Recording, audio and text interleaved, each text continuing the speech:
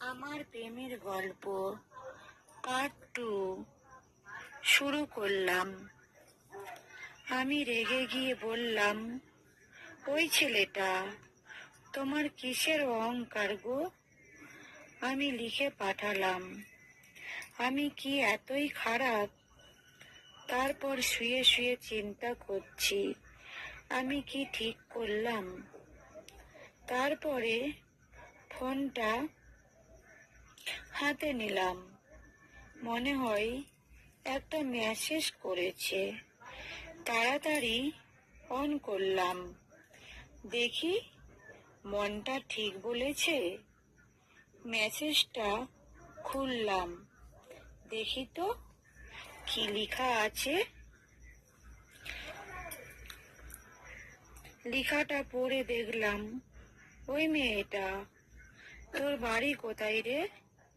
পাল্টা আমিও সাহস করে জবাব দিলাম, ওই ছেলেটা, তোর বাড়ি কোথায় রে?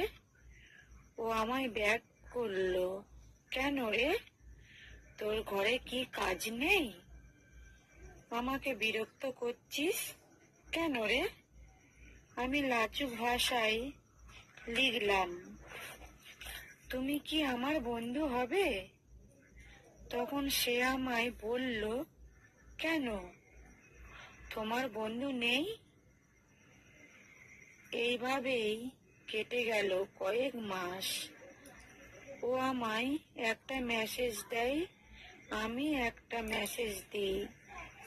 এইভাবে আমাদের পরিচয় আরো গভীর হতে লাগলো।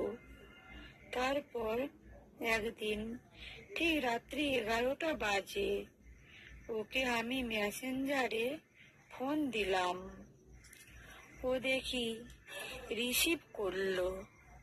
আমি বললাম, কি করো তুমি? ও আমায় বলল, এই তো তোমার সাথে কথা বলছি আমি। আমার তো কি হাসি লাগলো, ও যে আমাকে এইভাবে উত্তর দেবে।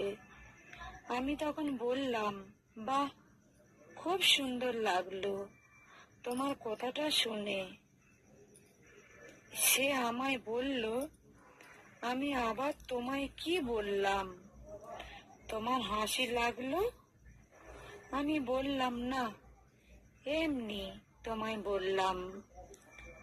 আচ্ছা, তুমি খাওয়া দাওয়া করেছো? ও আমায় বলল, যাই হোক, কেউ তো আমার